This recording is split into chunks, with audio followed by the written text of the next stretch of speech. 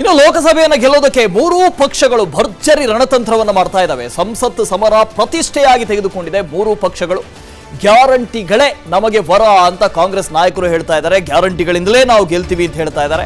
ಇನ್ನೊಂದು ಕೆಲವೇ ದಿನಗಳು ಮಾತ್ರ ಬಾಕಿ ಇರುವುದು. ಆಗಲೇ ನಾನು ಹೇಳಿದೆ, ಘೋಷಣೆ ಒಂದೇ ಬಾಕಿ ಇದೆ. ಹಾಗಾಗಿ ಮೂರೂ ಪಕ್ಷಗಳು ಭರ್ಜರಿಯಾಗಿ ತಯಾರಿ ಮಾಡಿಕೊಳ್ತಾ ಇದ್ದಾವೆ. ಇದೊಂದು ರೀತಿ ಪ್ರತಿಷ್ಠೆ ಆಗಿದೆ ಮೂರೂ ಪಕ್ಷಗಳಿಗೆ, ಯಾರು ಗೆಲ್ತಾರೆ ಅಂತ. ಒಂದು ಕಡೆ ಕಾಂಗ್ರೆಸ್ಗೆ ತನ್ನದೇ ಆದ ಸರ್ಕಾರ ಇದೆ. ಸರ್ಕಾರ ಇರುವಂತಹ ಸಂದರ್ಭದಲ್ಲಿ ಸ್ವಲ್ಪ ಹೆಚ್ಚಿನ ಸೀಟ್ಗಳನ್ನ ಗೆಲ್ಲಲೇಬೇಕು. ಕೇವಲ ಒಂದೇ ಒಂದು ಸೀಟ್ ಗೆದ್ದಿದ್ದು, 28 ಪೈಕಿ ಒಂದೇ ಒಂದು ಸೀಟನ್ನ ಕಾಂಗ್ರೆಸ್ ಗೆದ್ದಿತ್ತು, ಒಂದು ಸೀಟನ್ನ JDS ಪಡೆದುಕೊಂಡಿತ್ತು 2019ರಲ್ಲಿ. ಹಾಗಾಗಿ ಮೂರೂ ಪಕ್ಷಗಳಿಗೆ ಪ್ರತಿಷ್ಠೆ. ಒಂದು ಕಡೆ ಬಿಜೆಪಿಗೆ ಪ್ರತಿಷ್ಠೆ, ಯಾಕೆಂದ್ರೆ ಮೋದಿ ಅಲೆ ಇದೆ, ಆ ಅಲೆಯಲ್ಲಿ ಗೆಲ್ಲಲೇಬೇಕು, ಹೆಚ್ಚಿನ ಸ್ಥಾನಗಳನ್ನು ಗೆಲ್ಲಬೇಕು ಅಂತಿದ್ದಾರೆ. ಇನ್ನೊಂದು ಕಡೆಯಿಂದ ಕಾಂಗ್ರೆಸ್ಗೆ ಪ್ರತಿಷ್ಠೆ, ನಮ್ಮದೇ ಸರ್ಕಾರ ಇದೆ, ನಾವು ಗೆಲ್ಲಬೇಕು ಅಂತ.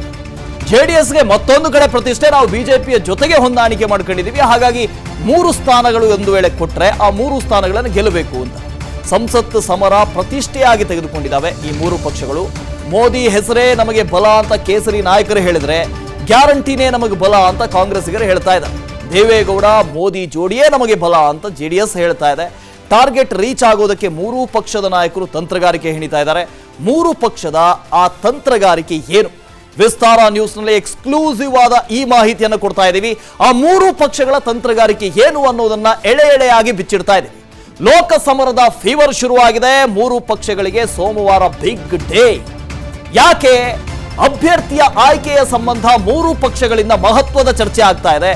ಕಾಂಗ್ರೆಸ್ ಈಗಾಗಲೇ 7 ಅಭ್ಯರ್ಥಿಗಳನ್ನ ಘೋಷಣೆ ಮಾಡಿ ಈ ಅಭ್ಯರ್ಥಿಗಳ ಆಯ್ಕೆಯ ವಿಚಾರದಲ್ಲಿ ಒಂದು ಹೆಜ್ಜೆ ಮುಂದೆ. ಆದರೆ ಬಿಜೆಪಿ JDS ಇನ್ನೂ ಕೂಡ ತಮ್ಮ ಅಭ್ಯರ್ಥಿಗಳನ್ನ ಘೋಷಣೆ ಮಾಡಿಲ್ಲ. ಮೈತ್ರಿ ಕುದುರ್ಲಿಲ್ವೋ ಅಥವಾ ಮೈತ್ರಿ ಮಾತುಕತೆ ಇನ್ನೂ ಸಫಲ ಆಗಿಲ್ವೋ ಗೊತ್ತಿಲ್ಲ. ಇನ್ನು ದೆಹಲಿಯಲ್ಲಿ ರಾಜ್ಯ ನಾಯಕರ ಜೊತೆ ಬಿಜೆಪಿ ವರಿಷ್ಠರು ಮೀಟಿಂಗ್ ಮಾಡ್ತಾರೆ.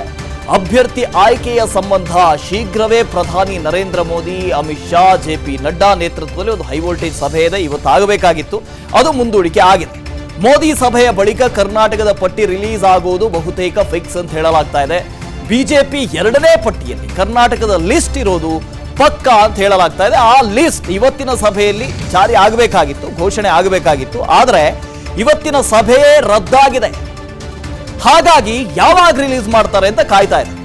ಎಲ್ಲಾ ಲಿಸ್ಟ್ಗಳು ಬೇಡ, ಗೆಲ್ಲೋವಂತ ಸಿಂಗಲ್ ನೇಮ್ ಅನ್ನ ಕಳಿಸಿಕೊಟ್ಟಂತ ಲಿಸ್ಟ್ ಇತ್ತಲ್ಲ, ಅದನ್ನಾದ್ರೂ ಬಿಡುಗಡೆ ಮಾಡಬಹುದಾಗಿತ್ತಲ್ವಾ ಅನ್ನೋದು ಇವ್ರು ಕೇಳ್ತಾ ಇರೋ. ಅದನ್ನಾದ್ರೂ ಮಾಡಬಹುದಾಗಿತ್ತಲ್ವಾ? ಈಗ ಕೇಂದ್ರ ಸಚಿವರು ಇದ್ದಾರೆ, ಪ್ರಹ್ಲಾದ್ ಜೋಶಿ ಇದ್ದಾರೆ, ಅಲ್ಲಿ ಬೇರೆ ಕಂಟೆಸ್ಟೆಂಟ್ ಇಲ್ಲ. ಪ್ರಹ್ಲಾದ್ ಜೋಶಿ ಅವರ ಹೆಸರನ್ನಾದ್ರೂ ಘೋಷಣೆ ಮಾಡಬಹುದಾಗಿತ್ತಲ್ವಾ? ಅಥವಾ ಶೋಭಾ ಕರಂದ್ಲಾಜೆ ಇದ್ದಾರೆ, ಅಲ್ಲೊಂದು ಸ್ವಲ್ಪ ಜಟಾಪಟಿ ಇದೆ, ಆದ್ರೂ ಕೇಂದ್ರ ಸಚಿವರು, ಆ ಸೀಟನ್ನಾದ್ರೂ ಘೋಷಣೆ ಮಾಡಬಹುದಾಗಿತ್ತಲ್ವಾ? ಇದು ಬಿಜೆಪಿಯವರು ಕೇಳ್ತಾ ಇರೋದು. ಅದರ ಜೊತೆಗೆ ರಾಜ್ಯ ಬಿಜೆಪಿ ಪಟ್ಟಿಯಲ್ಲಿ ಅಂತಿಮದಲ್ಲಿ ಯಡಿಯೂರಪ್ಪನವರು ಮೇಲುಗೈ ಸಾಧಿಸ್ತಾರೆ ಅನ್ನೋದು ಕೂಡ ಇದೆ. ಅಭ್ಯರ್ಥಿ ಆಯ್ಕೆ ಸಂಬಂಧ 3 ಬಾರಿ BSY ದೆಹಲಿ ಪ್ರಯಾಣ ಬೆಳೆಸಿದ್ದಾರೆ. ಅಶೋಕ್ ವಿಜಯೇಂದ್ರ ಮಾತಿಗಿಂತಲೂ ಯಡಿಯೂರಪ್ಪನವರ ಮಾತ್ರ ನಡೆಯುತ್ತೆ, ಅದು ಗೊತ್ತಿರುವಂತಹ ಸಂಗತಿ. ಯಡಿಯೂರಪ್ಪನವರ ಮಾತು ನಡೀಲೇಬೇಕು, ನಡೆಯುತ್ತೆ. ಅಭ್ಯರ್ಥಿ ಆಯ್ಕೆ ಸಂಬಂಧ 3 ಬಾರಿ ಯಡಿಯೂರಪ್ಪನವರು ದೆಹಲಿ ಪಯಣ ಮಾಡಿದ್ದಾರೆ.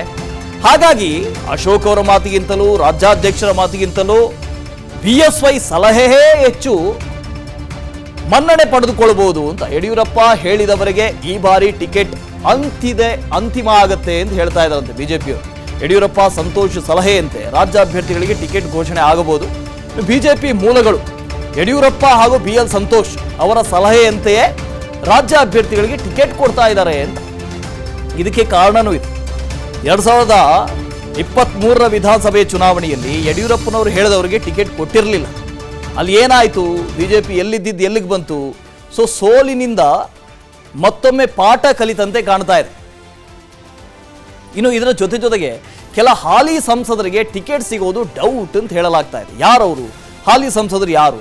ಯಾರಿಗೆಲ್ಲ ಟಿಕೆಟ್ ಡೌಟ್ ಆಗ್ಬೋದು ನೋಡಿ. ಇಲ್ಲಿ ಬಚ್ಚೇಗೌಡರು ಚಿಕ್ಕಬಳ್ಳಾಪುರದಿಂದ, ಇವರು ಈಗಾಗಲೇ ನಾನು ಕಂಟೆಸ್ಟ್ ಮಾಡೋದಿಲ್ಲ ಅಂತ ಹೇಳಿದ್ದಾರೆ. ಚಾಮರಾಜನಗರದಿಂದ ಶ್ರೀನಿವಾಸ್ ಪ್ರಸಾದ್ ಅವರು ಕೂಡ ಕಂಟೆಸ್ಟ್ ಮಾಡೋದಿಲ್ಲ ಅಂತ ಹೇಳಿದ್ದಾರೆ. ತುಮಕೂರಿನಿಂದ ಬಸವರಾಜು ಅವರೇ ಹೇಳಿದ್ದಾರೆ, ನಾನು ಈ ಬಾರಿ ಕಂಟೆಸ್ಟ್ ಮಾಡೋದಿಲ್ಲ. ಹಾಗಾಗಿ 3 ಪಕ್ಕ, ಒಂದು ಶ್ರೀನಿವಾಸ್ ಪ್ರಸಾದ್ ಅವರು, ಬಚ್ಚೇಗೌಡರು, ಇನ್ನೊಂದು ಕಡೆ ಬಸವರಾಜ್ ಅವರು, ಈ 3 ಪಕ್ಕ. ಇನ್ನು ಕೋಲಾರ ಒಂದು ವೇಳೆ JDSಗೆ ಹೋದ್ರೆ ಹಾಲಿ ಸಂಸದ ಮುನಿಸ್ವಾಮಿ ಅವರಿಗೆ ಟಿಕೆಟ್ ಸಿಗೋದು ಬಹಳ ಡೌಟ್ ಅಂತ ಹೇಳಲಾಗ್ತಾ ಇದೆ. ಯಾಕಂದ್ರೆ JDS ಕೇಳ್ತಾ ಇದೆ.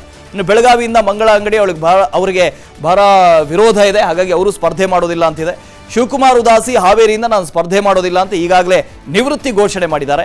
ಅದರ ಜೊತೆಗೆ ರಮೇಶ್ ಜಿಗಜಿಣಗಿ ವಿಜಯಪುರ ಒಂದು ವಯೋಸಹಜ ಕಾರಣ. ಇನ್ನೊಂದು ಕಡೆ ಉತ್ತರ ಕನ್ನಡದಿಂದ ಅನಂತಕುಮಾರ್ ಹೆಗಡೆ ಅವರಿಗೆ ಈಗಾಗಲೇ ಅಲ್ಲಿರುವಂಥ ಸಾಮಾನ್ಯ ಕಾರ್ಯಕರ್ತರ ವಿರೋಧ ಇದೆ, ಅವ್ರು ನಿಂತ್ಕೊಳ್ಳೋದು ಬೇಡ ಅಂತ ಕಾರ್ಯಕರ್ತರೇ ಹೇಳ್ತಾ ಇದ್ದಾರೆ.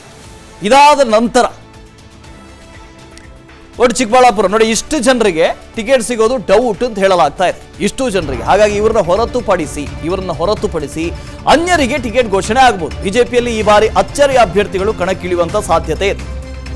ಯಾಕೆ ಅಂದ್ರೆ ವಿಧಾನಸಭೆ ಚುನಾವಣೆಯಲ್ಲೂ ನಾವು ಗಮನಿಸಿದ್ದೀವಿ, ವಿವಿಧ ಕ್ಷೇತ್ರಗಳಲ್ಲಿ ಕೆಲಸ ಮಾಡಿದವರಿಗೆ ಟಿಕೆಟ್ ಕೊಡುವಂತ ಸಾಧ್ಯತೆ ಇದೆಯಂತೆ. ವೈದ್ಯಕೀಯ, ಮಾಧ್ಯಮ, ವಕೀಲ ವೃತ್ತಿ ಪರಿಗಣನೆಗೆ ತೆಗೆದುಕೊಳ್ಳುವ ಸಾಧ್ಯತೆ ಇದೆ ಟಿಕೆಟ್ ಹಂಚಿಕೆಯಲ್ಲಿ. 3 ಮಾಜಿ ಸಿಎಂಗಳ ಟಿಕೆಟ್ ಬಗ್ಗೆಯೂ ಮೋದಿ ಸಭೆಯಲ್ಲಿ ಚರ್ಚೆ ಆಗುವಂತಹ ಸಾಧ್ಯತೆ ಇದೆ. 3 ಮಾಜಿ ಸಿಎಂ ಶೆಟ್ಟರ್, ಬೊಮ್ಮಾಯಿ, ಡಿವಿಎಸ್ಗೆ ಟಿಕೆಟ್ ಬಗ್ಗೆ ಅಂತಿಮ ನಿರ್ಧಾರ ಈ ಸಭೆಯಲ್ಲಿ ತೆಗೆದುಕೊಳ್ಳುವ ಸಾಧ್ಯತೆ ಇದೆ. ಮಾಜಿ ಸಿಎಂಗಳಿಗೆ ಟಿಕೆಟ್ ವಿಚಾರ ನಮಗೆ ಬಿಡಿ ಅಂತ ವರಿಷ್ಠರು ಹೇಳಿದಾರಂತೆ, ನೀವು ತಲೆಕೆಡಿಸ್ಕೊಳ್ಬೇಡಿ, ಅದ್ರ ಬಗ್ಗೆ ನಾವು ಯೋಚನೆ ಮಾಡ್ತೀವಿ ಅಂತ ಹೇಳಿದ್ದಾರೆ. ಬಿಜೆಪಿಯಲ್ಲಿ ಈ ಬಾರಿ ಅಚ್ಚರಿ ಅಭ್ಯರ್ಥಿಗಳು ಕಣಕ್ಕಿಳಿಯುವಂತ ಸಾಧ್ಯತೆ ಇದೆ. ವಿಧಾನಸಭೆ ಚುನಾವಣೆಯಲ್ಲೂ ನಾವು ಗಮನಿಸಿದ್ವಿ, ಒಂದಷ್ಟು ಅಚ್ಚರಿಯ ಹೆಸರುಗಳು ಕಂಡು ಬಂದಿದ್ವು. ಅದಾದ ಬಳಿಕ ಈ ಬಾರಿ ಮತ್ತೊಂದಷ್ಟು ಅಚ್ಚರಿಯ ಅಭ್ಯರ್ಥಿಗಳು ಕಣಕ್ಕಿಳಿಬಹುದು ಅಂತ ಹೇಳಲಾಗ್ತಾ ಇದೆ. ಮಾರುತಿ ಹತ್ರ ಕೇಳೋಣ. ಮಾರುತಿ, ಈಗಾಗಲೇ ಕಾಂಗ್ರೆಸ್ 7 ಜನರಿಗೆ ಟಿಕೆಟ್ ಘೋಷಣೆ ಮಾಡಿಯಾಗಿದೆ. ಬಿಜೆಪಿ ಎಲ್ಲೋ ಒಂದು ಕಡೆ ಒಂದು ಹೆಜ್ಜೆ ಹಿಂದಿದೆ ಅಂತ ಅನಿಸ್ತಾ ಇದೆ. ಆ ಒಂದು ಹೆಜ್ಜೆ ಹಿಂದಿದೆ ಅಂತ ಅನಿಸ್ತಾ ಇದೆ. ಹಾಗಾಗಿ ಇವತ್ತು ನಡೀಬೇಕಾದಂಥ ಸಭೆ ಕೂಡ ರದ್ದಾಗುವುದಕ್ಕೆ ಕಾರಣ ಏನು? ಅದರ ಜೊತೆಗೆ ಈ 3 ಪಕ್ಷಗಳು ತಯಾರಿ ಯಾವ ರೀತಿಯಾಗಿ ಮಾಡ್ಕೊಳ್ತಾ ಇದ್ದಾವೆ, ಹೆಚ್ಚಿನ ಅಪ್ಡೇಟ್ಸ್ ಏನಿದೆ ಅಂತ. ಅದು ಧ್ವನಿ ಕೇಳಿಸ್ತಾ ಇದೆಯಾ? ಧ್ವನಿ ಕೇಳಿಸ್ತಾ ಇದ್ರೆ, ಈಗಾಗಲೇ ಕಾಂಗ್ರೆಸ್ 7 ಜನ ಅಭ್ಯರ್ಥಿಗಳಿಗೆ ಟಿಕೆಟ್ ಘೋಷಣೆ ಮಾಡಿ ಆಗಿದೆ. ಬಿಜೆಪಿಯಲ್ಲಿ 1 ಜನ ಆಕಾಂಕ್ಷಿಗಳಿದ್ದಾರೆ. ಇವತ್ತು ಸಭೆ ನಡೀಬೇಕಾಗಿತ್ತು, ಸಭೆ ಕೂಡ ರದ್ದಾಯಿತು. ಜೊತೆಗೆ 3 ಪಕ್ಷಗಳು ತಯಾರಿ ಮಾಡ್ಕೊಳ್ತಾ ಇದ್ದಾವೆ. ಜೊತೆಗೆ ಮಾಜಿ ಸಿಎಂಗಳ ಬಗ್ಗೆ, ಅವರಿಗೆ ಟಿಕೆಟ್ ಕೊಡೋ ಬಗ್ಗೆ ಹೈಕಮಾಂಡ್ ನಾವೇ ತೀರ್ಮಾನ ಮಾಡ್ತೀವಿ, ನಿರ್ಧಾರ ಮಾಡ್ತೀವಿ ಅಂತ ಕೂಡ ಹೇಳಿದೆ. ಏನೆಲ್ಲ ನಡೀತಾ ಇದೆ ಅಂತ ಈ ಬೆಳವಣಿಗೆಗಳು?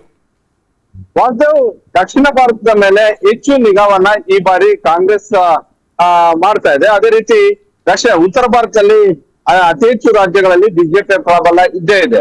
ದಕ್ಷಿಣ ಭಾರತದಲ್ಲೂ ಕೂಡ ಅದೇ ರೀತಿಯಾದಂತಹ ಒಂದು ಸ್ಥಾನಗಳನ್ನ ಗೆಲ್ಲಬೇಕು ಅನ್ನುವಂತಹ ಒಂದು ಲೆಕ್ಕಾಚಾರದಲ್ಲಿ ಈ ಬಾರಿ ದಕ್ಷಿಣ ಭಾರತ ಕೆಲವೊಂದಿಷ್ಟು ರಾಜ್ಯಗಳಲ್ಲಿ ಹೆಚ್ಚು ನಿಗಾ ವಹಿಸುವಂತಹ ಒಂದು ಕೆಲಸ, ಸ್ಟ್ರಾಟಜಿ ಬದಲಾವಣೆ ಮಾಡುವಂತಹ ಒಂದು ಕೆಲಸ ಬಿಜೆಪಿ ವರಿಷ್ಠರು ಮಾಡ್ತಾ ಇರುವಂತದ್ದು. ಹೀಗಾಗಿ 2 ರಾಷ್ಟ್ರೀಯ ಪಕ್ಷಗಳು ಜೊತೆಗೆ ಪ್ರಾದೇಶಿಕ ಪಕ್ಷಗಳು ಕೂಡ ಈ ರಾಜ್ಯದ 28 ಲೋಕಸಭಾ ಕ್ಷೇತ್ರಗಳ ಅಭ್ಯರ್ಥಿ ಆಯ್ಕೆ ಅಂತಿಮ ಹಂತದ ಕಸರತ್ತು ಹಾಗೂ ಅದ್ರ ಜೊತೆಗೆ ಚುನಾವಣಾ ತಂತ್ರಗಾರಿಕೆ ಯಾವ ರೀತಿಯಾಗಿ ರೂಪಿಸಬೇಕು ಅನ್ನುವಂತಹ ಒಂದು ವಿಚಾರಕ್ಕೆ ಸಂಬಂಧಪಟ್ಟಂತೆ ಸದಾ ಬಿಜಿಯಲ್ಲಿ ಇದ್ದಾರೆ. ಈ ನಡುವೆ ಕಾಂಗ್ರೆಸ್ ಮೊದಲ ಪಟ್ಟಿ ಬಿಡುಗಡೆ ಆದ ಬೆನ್ನಲ್ಲೇ ಈ ಕಾಂಗ್ರೆಸ್ಗೂ ಮೊದಲೇ ಬಿಜೆಪಿಯ ಪಟ್ಟಿ ಬಿಡುಗಡೆ ಆಗ್ಬೋದು ಅನ್ನುವಂತ ಒಂದು ಲೆಕ್ಕಾಚಾರ ಇತ್ತು. ಆದ್ರೆ ಮೊನ್ನೆ ಕೆಪಿಸಿಸಿ ಅಧ್ಯಕ್ಷ ಡಿ.ಕೆ. ಶಿವಕುಮಾರ್ ಅವರು ದೆಹಲಿಗೆ ಹೋದಾಗ, ಮುಖ್ಯಮಂತ್ರಿ ಸಿದ್ದರಾಮಯ್ಯ ಅವರು ಬೆಂಗಳೂರಲ್ಲಿ ಇದ್ದಾಗಲೂ ಕೂಡ ವಿಡಿಯೋ ಕಾನ್ಫರೆನ್ಸ್ ಮಾಡೋದರ ಮುಖೇನ ಅಲ್ಲಿಯ 7 ಅಭ್ಯರ್ಥಿಗಳ ಪಟ್ಟಿಯನ್ನ ಅಂತಿಮ ಮಾಡ್ಕೊಂಡು ಬಂದಿರುವಂತದ್ದು. ಹೀಗಾಗಿ ಸಹಜವಾಗಿ ರಾಜ್ಯ ಬಿಜೆಪಿ ನಾಯಕರು ಕೂಡ ಆದಷ್ಟು ಬೇಗ ನಮ್ಮ ಅಭ್ಯರ್ಥಿಗಳ ಪಟ್ಟಿಯನ್ನ ಬಿಡುಗಡೆ ಮಾಡಬೇಕು ಅನ್ನುವಂತ ಒಂದು ಸಂದೇಶ ರಾಷ್ಟ್ರೀಯ ನಾಯಕರಿಗೆ ರವಾನೆ ಮಾಡಿದ್ರು. ಈ ಬೆನ್ನಲ್ಲೇ ನಿನ್ನೆ ಹೈಕಮಾಂಡ್ ನಾಯಕರು, ರಾಜ್ಯ ಬಿಜೆಪಿ ನಾಯಕರು, ಅದರಲ್ಲಿ ಮಾಜಿ ಮುಖ್ಯಮಂತ್ರಿ ಯಡಿಯೂರಪ್ಪ, ಬಸವರಾಜ ಬೊಮ್ಮಾಯಿ, ಆರ್ ಅಶೋಕ್ ಹಾಗೂ ವಿಜೇಂದ್ರ ಅವರಿಗೆ ದೆಹಲಿಗೆ ಬರುವಂತೆ ತಾಕೀತನ್ನ ಮಾಡಿದ್ರು. ಆದ್ರೆ ಕೊನೆ ಕ್ಷಣದಲ್ಲಿ ಸಭೆ ರದ್ದಾಗಿದೆ. ಆದ್ರೆ ಹಿಂದೆನೆ ಈ ಎಲ್ಲಾ ನಾಯಕರ ಅಭಿಪ್ರಾಯವನ್ನ 28 ಲೋಕಸಭಾ ಕ್ಷೇತ್ರದ ಬಗ್ಗೆನೂ ಕೂಡ ತೆಗೆದುಕೊಂಡಿರುವಂತದ್ದು. ಬಹುತೇಕ ನಾಳೆ ಮೋದಿ, ಅಮಿತ್ ಶಾ ಮತ್ತೆ ಜೆ ಪಿ ನಡ್ಡಾ ಅವರು ಏನ್ ನಿರ್ಧಾರ ತೆಗೆದುಕೊಳ್ತಾರೆ ಅನ್ನುವಂಥದ್ದನ್ನ ಕಾಯ್ಬೇಕಾಗಿದೆ. ಯಾಕಂತ ಹೇಳಿದ್ರೆ ಈಗಾಗಲೇ ಎಲ್ಲಾ ನಿರ್ಧಾರವೂ ಕೂಡ ಆಗೋಗಿದೆ. ಈ 3 ನಾಯಕರು, ಮಾಜಿ ಮುಖ್ಯಮಂತ್ರಿಗಳು ಕಣಕ್ಕಿಳಿಯುವಂತದ್ದಾಗಿರ್ಬೋದು, ಬಹಳಷ್ಟು ಕ್ಷೇತ್ರಗಳಲ್ಲಿ ಹೆಸರು ಕೆಡಿಸ್ಕೊಂಡಿರುವಂತಹ ಕೆಲವೊಂದಷ್ಟು ಹಾಲಿ ಸಂಸದರು 5-6 ಬಾರಿ ಗೆದ್ರು ಕೂಡ ಕ್ಷೇತ್ರಕ್ಕೂ ಪ್ರಯೋಜನ ಇಲ್ಲ, ಪಕ್ಷಕ್ಕೂ ಪ್ರಯೋಜನ ಇಲ್ಲ ಅನ್ನುವಂತ ಒಂದು ಅಸಮಾಧಾನ ಏನಿದೆ, ಅಂತವರನ್ನ ಬಹುತೇಕ ಬದಲಾವಣೆ ಮಾಡುವಂತದ್ದು ನಿಶ್ಚಿತ ಆಗಿದೆ. ಹೀಗಾಗಿ ಈ ವಾರವನ್ನ ನಾವು ಬಹುತೇಕ 3 ಪಕ್ಷಗಳ ಮಟ್ಟಕ್ಕೆ ತೆಗೆದುಕೊಳ್ಳೋದಾದ್ರೆ ನಿರ್ಣಾಯಕ ವಾರ ಅಂತಾನೆ ಹೇಳ್ಬೋದು. 3 ಪಕ್ಷಗಳ ಅಭ್ಯರ್ಥಿಗಳು ಕೂಡ ಅಂತಿಮ ಆಗ್ತಾರೆ. ಇನ್ನೇನು ರೇಸ್ ಅಲ್ಲಿ ಕುದುರೆಗಳನ್ನ ಬಿಟ್ಟು ಓಡೋದಕ್ಕೆ ಸಿದ್ಧತೆಗಳನ್ನ ಮಾಡ್ಕೊಂಡಿದ್ದಾರೆ. ಹೀಗಾಗಿ ಈ ವಾರ ಬಹಳಷ್ಟು ಬಿಗ್ ವಾರ. ಸೋಮವಾರವನ್ನ ಬಿಗ್ ಡೇ ಅಂತಾನೆ ಕರೀಬಹುದು. ಬಹುತೇಕ ಬಿಜೆಪಿ ಅವರು ಮೊದಲ ಪಟ್ಟಿಯನ್ನ ಬಿಡುಗಡೆ ಮಾಡುವಂತ ಒಂದು ಸಾಧ್ಯತೆ ಇದೆ. ಅದೇ ರೀತಿ ಕಾಂಗ್ರೆಸ್ ಅವರು ಈಗಾಗಲೇ 1 ಪಟ್ಟಿ ಬಿಡುಗಡೆ ಮಾಡಿರುವಂತಹ ಕಾಂಗ್ರೆಸ್ ರಾಜ್ಯದ ಮಟ್ಟಿಗೆ ಒಂದಷ್ಟು ಮುಂದೆ ಇದೆ ಅಂತಾನೆ ಹೇಳ್ಬೋದು. ನಾಳೆ ಸಿಇಸಿ ಸಭೆಯನ್ನು ಕೂಡ ಬೆಂಗಳೂರಲ್ಲೇ ಮಾಡೋದಕ್ಕೆ ನಿರ್ಧಾರ ಮಾಡಿದ್ದಾರೆ. ಮಲ್ಲಿಕಾರ್ಜುನ ಖರ್ಗೆ, ಕೆಪಿಸಿಸಿ ಅಧ್ಯಕ್ಷ ಡಿ.ಕೆ. ಶಿವಕುಮಾರ್, ಮುಖ್ಯಮಂತ್ರಿ ಸಿದ್ದರಾಮಯ್ಯ ಸೇರಿದಂತೆ ರಾಜ್ಯದ ಪ್ರಮುಖ ನಾಯಕರು ಕೂಡ ಭಾಗವಹಿಸುವಂತಹ ಒಂದು ಸಾಧ್ಯತೆ ಇದೆ. ಇದರಲ್ಲಿ 21 ಲೋಕಸಭಾ ಕ್ಷೇತ್ರಗಳು, ಅಂದ್ರೆ ಈಗಾಗಲೇ ಬಿಡುಗಡೆ ಆಗಿರುವಂತಹ 7 ಕ್ಷೇತ್ರಗಳನ್ನ ಹೊರತುಪಡಿಸಿ ಇನ್ನು 21 ಕ್ಷೇತ್ರಗಳಿಗೆ ಯಾರಿಗೆ ಅವಕಾಶವನ್ನ ಕೊಟ್ರೆ ಈ ಬಾರಿ ಗೆಲ್ಲಬಹುದು ಅನ್ನುವಂಥದ್ದು. ಅದೇ ರೀತಿ ಜೆಡಿಎಸ್ ಅವರು ಕೂಡ ಮಾರುತಿ ಹಾಗೇರಿ ಮತ್ತೆ ನಿಮ್ಮನ್ನ ಸಂಪರ್ಕ ಮಾಡ್ತೀನಿ ಇದು ಕಾಂಗ್ರೆಸ್ ಹಾಗೂ ಬಿಜೆಪಿಯ ಕಥೆ ಆದ್ರೆ ಜೆಡಿಎಸ್ ಏನ್ ಮಾಡ್ತಾ ಇದೆ, ದೋಸ್ತಿಯಲ್ಲಿ ಸಿಕ್ಕಂತ ಕ್ಷೇತ್ರಗಳನ್ನ ಗೆಲ್ಲೋದಕ್ಕೆ ದಳಪತಿ ಸರ್ಕಸ್ ಮಾಡ್ತಾ ಇದ್ದಾರೆ. ಸಂಸತ್ ಸಮರ ಗೆಲ್ಲೋದಕ್ಕೆ HDK ತಂತ್ರಗಾರಿಕೆ ಮಾಡ್ತಾ ಇದ್ದಾರೆ ದೇವೇಗೌಡರು, ಕುಮಾರಸ್ವಾಮಿ. ಜೆಡಿಎಸ್ಗೆ ಬಿಜೆಪಿ 3 ಕ್ಷೇತ್ರ ಬಿಟ್ಟು ಕೊಡುವ ಸಾಧ್ಯತೆ ಇದೆ. ಅವರು 4-5 ಕ್ಷೇತ್ರ ಕೇಳಬಹುದು, ಆದ್ರೆ ಬಿಟ್ಟು ಕೊಡೋ ಸಾಧ್ಯತೆ ಇರೋದು 3 ಕ್ಷೇತ್ರಗಳನ್ನ. ಮಂಡ್ಯ ಕ್ಷೇತ್ರದಿಂದ HD ಕುಮಾರಸ್ವಾಮಿ ಅಥವಾ ನಿಖಿಲ್ ಕಣಕ್ಕಿಳಿಯುವ ಸಾಧ್ಯತೆ. ಹಾಸನದಲ್ಲಿ ವಿರೋಧದ ನಡುವೆಯೂ ಪ್ರಜ್ವಲ್ಗೆ ಟಿಕೆಟ್ ಆಗುವಂತ ಸಾಧ್ಯತೆ. ಕೋಲಾರದಲ್ಲಿ ನಿಸರ್ಗ ನಾರಾಯಣ್, ಮಲ್ಲೇಶ್ ಬಾಬು ಪೈಪೋಟಿ ನಡೆಸ್ತಾ ಇದ್ದಾರೆ. ಈ 3 ಕ್ಷೇತ್ರಗಳು ಜೆಡಿಎಸ್ಗೆ ಸಿಗುವಂತ ಸಾಧ್ಯತೆ ಇದೆ. ಕೋಲಾರದ ಬಗ್ಗೆ ಗೊತ್ತಿಲ್ಲ, ಯಾಕಂದ್ರೆ ಹಾಲಿಯಾಗಿ ಬಿಜೆಪಿಯ ಸಂಸದರು ಇರೋದ್ರಿಂದ ಅಷ್ಟೊಂದು ಬಾರ್ಗೇನಿಂಗ್ ಪವರ್ ಜೆಡಿಎಸ್ಗೆ ಸಿಗುತ್ತೋ ಇಲ್ವೋ ಗೊತ್ತಿಲ್ಲ. ಕೋಲಾರದಲ್ಲಿ ಮಲ್ಲೇಶ್ ಬಾಬುಗೆ ಟಿಕೆಟ್ ಬಹುತೇಕ ಅಂತಿಮ ಆಗಬಹುದು. ದೇವೇಗೌಡರು ಹಾಗೂ ಕುಮಾರಸ್ವಾಮಿ ಅವರ ಹೆಸರಲ್ಲೇ ಚುನಾವಣೆಯನ್ನು ಮಾಡೋದಕ್ಕೆ ಅಥವಾ ದೇವೇಗೌಡರು ಮೋದಿ ಹೆಸರಲ್ಲಿ ಚುನಾವಣೆಯನ್ನು ನಡೆಸೋದಕ್ಕೆ ಜೆಡಿಎಸ್ ಮುಂದಾಗಿದೆಯಂತೆ. ನೋಡೋಣ ಏನಾಗುತ್ತೆ ಅಂತ ಹೇಳಿ. ಮಾರುತಿ ಮತ್ತೆ ಜಾಯ್ನ್ ಆಗ್ತಾ ಇದ್ದಾರೆ. ಮಾರುತಿ, ಒಂದು ಕಡೆ ಕಾಂಗ್ರೆಸ್ ಆಯಿತು, ಬಿಜೆಪಿ ಆಯಿತು, ಜೆಡಿಎಸ್ ಏನು ಮಾಡ್ತಾ ಇದೆ ಅಂತ ಇನ್ನೂ ಕೂಡ ಸೀಟ್ ಪಕ್ಕ ಆಗಿಲ್ಲ. ಎಷ್ಟು ಸೀಟ್ ಸಿಗುತ್ತೆ ಅಂತ ಅವ್ರಿಗೆ ಗೊತ್ತಿಲ್ಲ. ಈಗಾಗಲೇ ಅಲ್ಲಲ್ಲಿ ಮೀಟಿಂಗ್ ಶುರು ಮಾಡಿದ್ದಾರೆ.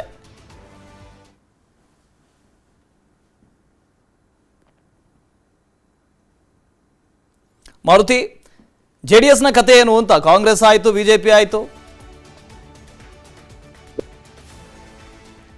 ಓಕೆ, ನಿಮ್ಮ ಧ್ವನಿ ಕೇಳಿಸ್ತಾ ಇಲ್ಲ, ಮತ್ತೆ ನಿಮ್ಮನ್ನು ಸಂಪರ್ಕ ಮಾಡುವಂಥ ಪ್ರಯತ್ನವನ್ನು ಮಾಡ್ತೀನಿ. ಮಾರುತಿ ಹೇಳ್ತಾ ಇದ್ರು ನೋಡಿ, ಜೆಡಿಎಸ್ ಇನ್ನೂ ಕೂಡ ತಯಾರಿಯನ್ನ ಆರಂಭ ಮಾಡಿದೆ, ಆದರೆ ಪಕ್ಕಾವಾಗಿ ಗೊತ್ತಿಲ್ಲ ಅಂತ. ಎಷ್ಟು ಟಿಕೆಟ್ ಸಿಗುತ್ತೆ ನಮಗೆ ಅನ್ನೋದು ಗೊತ್ತಿಲ್ಲ. ಕೋಲಾರ ಕೇಳ್ತಾ ಇದ್ದಾರೆ, ಮಂಡ್ಯ ಕೇಳ್ತಾ ಇದ್ದಾರೆ, ಹಾಸನ ಕೇಳ್ತಾ ಇದ್ದಾರೆ. ಹಾಸನದಲ್ಲಿ ಪ್ರಜ್ವಲ್ ರೇವಣ್ಣ ಅವರಿಗೆ ವಿರೋಧ ಇದೆ. ವಿರೋಧದ ಮಧ್ಯೆಯೂ ರೇವಣ್ಣ ಮಾತ್ರ ಪ್ರಜ್ವಲ್ ರೇವಣ್ಣಗೆ ಟಿಕೆಟ್ ಕೊಡಿಸ್ಬೇಕು ಅಂತ ಹೇಳಿ ದುಂಬಾಲು ಬಿದ್ದಿದ್ದಾರೆ ದೇವೇಗೌಡರದ್ದು. ಇನ್ನೊಂದು ಕಡೆಯಿಂದ ಮಂಡ್ಯಕ್ಕೆ ಬಂದರೆ ಮಂಡ್ಯದಲ್ಲಿ ಯಾರು ಸ್ಪರ್ಧೆ ಮಾಡಬೇಕು ಅಂತ ಗೊತ್ತಿಲ್ಲ. ಅಲ್ಲಿ ಕುಮಾರಸ್ವಾಮಿ ಅವರಿಗೆ ಟಿಕೆಟ್ ಕೊಡಬೇಕು ಅಥವಾ ನಿಖಿಲ್ ಕುಮಾರಸ್ವಾಮಿ ಅವರಿಗೆ ಮತ್ತೊಂದು ಚಾನ್ಸ್ ಕೊಡಬೇಕು, ಅದು ಗೊತ್ತಾಗ್ತಾ ಇಲ್ಲ. ಆದರೆ ಮೋದಿ ದೇವೇಗೌಡ ಈ ಇಬ್ಬರ ಜೋಡಿಯನ್ನ ಇಟ್ಟುಕೊಂಡೇ ಚುನಾವಣೆಗೆ ಹೋಗೋದಕ್ಕೆ ಈ ಬಾರಿ ಜೆಡಿಎಸ್ ಕೂಡ ಸಿದ್ಧತೆ ಮಾಡಿಕೊಂಡಿದೆ. ಆಗಲಿ ಒಮ್ಮೆ NDA ಸಭೆ ಆಗಲಿ, ಬಿಜೆಪಿ ಟಿಕೆಟ್ನ ಹಂಚಿಕೆ ಮಾಡಲಿ, ಆಗ ನಮಗೆ ಎಷ್ಟು ಟಿಕೆಟ್ ಸಿಗುತ್ತೆ ಅನ್ನೋದು ಪಕ್ಕಾ ಆಗುತ್ತೆ ಅನ್ನೋ ಲೆಕ್ಕಾಚಾರದಲ್ಲಿ ಅವರಿದ್ದಾರೆ. ಮತ್ತೆ ಮಾರುತಿ ಜಾಯ್ನ್ ಆಗ್ತಾ ಇದ್ದಾರೆ. ಮಾರುತಿ, ಕಾಂಗ್ರೆಸ್ ಆಯಿತು, ಬಿಜೆಪಿ ಆಯಿತು, ಜೆಡಿಎಸ್ನ ಕಥೆ ಏನು ಅಂತ? ಅಲ್ಲಿ ಏನಾಗ್ತಾ ಇದೆ? ಸಿಗುವಂತಹ 3 ಕ್ಷೇತ್ರಗಳಿಗೆ ಪ್ರಮುಖ ಪ್ರಬಲ ಅಭ್ಯರ್ಥಿಗಳನ್ನ ಕಣಕ್ಕಿಳಿಸಬೇಕು. 3ಕ್ಕೆ 3 ಕೂಡ ಗೆಲ್ಲಬೇಕು ಅಂತ. ಯಾಕಂತ ಹೇಳಿದ್ರೆ ವಿಧಾನಸಭಾ ಚುನಾವಣೆಯಲ್ಲಿ ಅವರ ನಿರೀಕ್ಷೆಗೆ ತಕ್ಕಂತೆ, ಜೆಡಿಎಸ್ ನ ನಾಯಕರುಗಳ ನಿರೀಕ್ಷೆಗೆ ತಕ್ಕಂತೆ ಫಲಿತಾಂಶ ಸಿಕ್ಕಿಲ್ಲ. ಅವರು ಅಂದ್ಕೊಂಡಿದ್ದೇ ಬೇರೆ, ಆ ಫಲಿತಾಂಶ ಬಂದಿದ್ದೇ ಬೇರೆ ಅನ್ನುವಂತ ಒಂದು ರೀತಿ ಆಗಿದೆ. ಯಾರು ಕೂಡ ಜೆಡಿಎಸ್ ನ ನಾಯಕರು ಯಾರು ಕೂಡ 19ಕ್ಕೆ ನಾವು ಇಳಿತೀವಿ ಅಂತ ಅನ್ಕೊಂಡಿಲ್ಲ. ಹೀಗಾಗಿ ಸಿಗುವಂತಹ 3 ಕ್ಷೇತ್ರಗಳು, ಇವರು ಕೇಳಿರುವಂತದ್ದು 5 ಕ್ಷೇತ್ರಗಳು. ಮಾಜಿ ಮುಖ್ಯಮಂತ್ರಿ ಕುಮಾರಸ್ವಾಮಿ ಹಾಗೂ ಮಾಜಿ ಪ್ರಧಾನಿ ದೇವೇಗೌಡರು ಅಮಿತ್ ಶಾ ಅವರನ್ನ ಭೇಟಿ ಮಾಡಿದಾಗ ಕನಿಷ್ಠ 5 ಕ್ಷೇತ್ರಗಳನ್ನ, ಅದರಲ್ಲೂ ಪ್ರಮುಖವಾಗಿ ಹಳೆ ಮೈಸೂರು ಭಾಗದಲ್ಲಿ ಬಿಜೆಪಿಗಿಂತಲೂ ನಾವೇ ಶಕ್ತಿಯುತವಾಗಿರೋದ್ರಿಂದ 5 ಸ್ಥಾನಗಳನ್ನ ಕೊಡಿ ಅನ್ನುವಂತ ಒಂದು ಬೇಡಿಕೆಯನ್ನ ಇಟ್ಟಿದ್ರು. ಆದ್ರೆ ರಾಜ್ಯ ಬಿಜೆಪಿ ನಾಯಕರ ಮನವಿ, ವರಿಷ್ಠರಿಗೆ ಕೊಟ್ಟಿರುವಂತಹ ಒಂದು ಮಾಹಿತಿಯನ್ನ ಆಧರಿಸಿ ಕೇವಲ 3 ಸ್ಥಾನಗಳನ್ನ ಅಷ್ಟೇ, 3 ಕ್ಷೇತ್ರಗಳನ್ನ ಅಷ್ಟೇ ಕೊಡಬೇಕು ಅನ್ನುವಂತ ಒಂದು ನಿರ್ಧಾರಕ್ಕೆ ಮೋದಿ ಮತ್ತೆ ಅಮಿತ್ ಶಾ ಅವರು ಬಂದಂತೆ ಕಾಣಿಸ್ತಾ ಇದೆ. ಅದರಲ್ಲಿ ಪ್ರಮುಖವಾಗಿ ಮಂಡ್ಯ, ಹಾಸನ ಮತ್ತೆ ಕೋಲಾರ ಒಂದು ಮೀಸಲಾತಿ ಕ್ಷೇತ್ರ, ಇನ್ನು 2 ಜನರಲ್ ಕ್ಷೇತ್ರಗಳನ್ನ ಕೊಡೋದಕ್ಕೆ ಒಪ್ಕೊಂಡಿದ್ದಾರೆ ಅನ್ನುವಂಥದ್ದು. ಹೀಗಾಗಿ ಬಹುತೇಕ ಹಾಸನದಲ್ಲಿ ಪ್ರಜ್ವಲ್ ರೇವಣ್ಣ ಅವರೇ ಮತ್ತೊಮ್ಮೆ ಕಣಕ್ಕೆ ಇಡುವಂತ ಒಂದು ಸಾಧ್ಯತೆ ಇದೆ. ಅವ್ರಿಗೆ ನೆಗೆಟಿವ್ ರಿಪೋರ್ಟ್ ಇದ್ದ ಹೊರತಾಗಿನೂ ಕೂಡ ರೇವಣ್ಣ ಅವರು ನನ್ನ ಮಗನಿಗೆ ಟಿಕೆಟ್ ಕೊಡ್ಲೇಬೇಕು ಅನ್ನುವಂತ ಒಂದು ಪಟ್ಟನ್ನ ಹಿಡಿದಿರುವಂತದ್ದು. ಅದೇ ರೀತಿ ಕೋಲಾರದಲ್ಲಿ ಬಹುತೇಕ ಮಲ್ಲೇಶ್, ಅಂದ್ರೆ KGF ಅಲ್ಲಿ 2 ಬಾರಿ ಸೋತಿರುವಂತಹ ಮಲ್ಲೇಶ್ ಬಾಬುಗೆ ಬಹುತೇಕ ಕೋಲಾರ ಟಿಕೆಟ್ ನಿಶ್ಚಯ ಆದಂತೆ ಕಾಣಿಸ್ತಾ ಇದೆ. ಕೇವಲ ಬಾಕಿ ಉಳಿದಿರುವಂತದ್ದು ಮಂಡ್ಯದಲ್ಲಿ ಕಾಂಗ್ರೆಸ್ ಅಭ್ಯರ್ಥಿ ಘೋಷಣೆ ಆಗಿರೋದ್ರಿಂದ ಯಾರು ಅಭ್ಯರ್ಥಿ ಆದ್ರೆ ಬಹಳಷ್ಟು ಪ್ರಬಲವಾದಂತಹ ಒಂದು ಪೈಪೋಟಿಯನ್ನ ಒಡ್ಡಬಹುದು. ಜೊತೆಗೆ ಜೆಡಿಎಸ್ ಭದ್ರಕೋಟೆ ಅಂತಲೇ ಕರೆಯುವಂತಹ ಮಂಡ್ಯವನ್ನ ಉಳಿಸ್ಕೊಳ್ಬೇಕು ಅನ್ನುವಂತ ಒಂದು ಲೆಕ್ಕಾಚಾರದಲ್ಲಿ ಈ ಬಾರಿ ಇರುವಂತದ್ದು. 2019ರಲ್ಲಿ ನಿಖಿಲ್ ಸೋಲಿರೋದ್ರಿಂದ ಆ ಸೋಲನ್ನ ಈ ಬಾರಿ ಗೆಲ್ಲೋದ್ರ ಮುಖ್ಯ. Thank you Maruti, thank you so much. ಅನುಕ್ಷಣದ ಸುದ್ದಿಗಳಿಗಾಗಿ Vistara news YouTube channel subscribe ಮಾಡಿ. ಹೊಸ ಸುದ್ದಿಗಳ ನೋಟಿಫಿಕೇಶನ್ಗಾಗಿ ಬೆಲ್ ಐಕಾನ್ ಕ್ಲಿಕ್ ಮಾಡಿ. ಲೇಟೆಸ್ಟ್ ಅಪ್ಡೇಟ್ಸ್ಗಾಗಿ www.vistaranews.com ವೆಬ್ಸೈಟ್ಗೆ ವಿಸಿಟ್ ಮಾಡಿ. ಅಂಗೈಯಲ್ಲೇ ಜಗತ್ತಿನ ಸುದ್ದಿ ತಿಳಿಯಲು Vistara news Kannada app download ಮಾಡಿ.